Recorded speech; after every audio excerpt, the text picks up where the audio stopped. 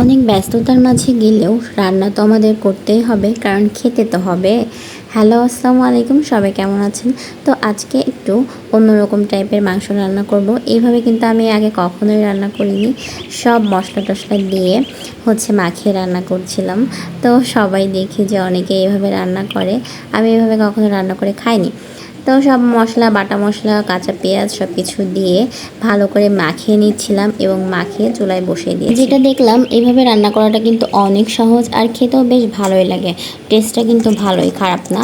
আর এই যে গরম মশলা ছেঁচে নিচ্ছিলাম, এটা কিন্তু আমি একটা রিলস ভিডিও করার জন্য এভাবে করেছিলাম। তো এখন যেমন একটা সময় পার করতেছি, সেটা হচ্ছে ফেসবুক, সংসার সব কিছু মিলে ভীষণ ব্যস্ততার মাঝে।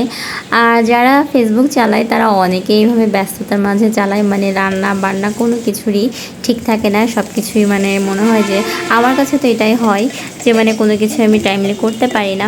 আর রান্না করতে খেতে অনেক লেট হয়ে যায়, আবার টাইম মতো ফেসবুকে কাজ করতে হয়। তো বাচ্চা কাচ্চা অনেক প্যারার মধ্যে। তারপরে কিন্তু ফেসবুকে ভিডিও আপলোড না করলে একদমই ভালো লাগে না।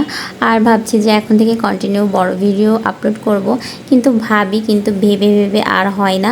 কারণ ফোনে অনেক ভিডিও থাকে, কিন্তু টাইমলি সেগুলো করা হয় না। আর এই যে কথা বলতে বলতে আমার রান্না কিন্তু কমপ্লিট হয়ে গেছে। তারপরে আমি গরম মশলা গুঁড়ো দিয়ে দিলাম, সবসময় এটাই করি।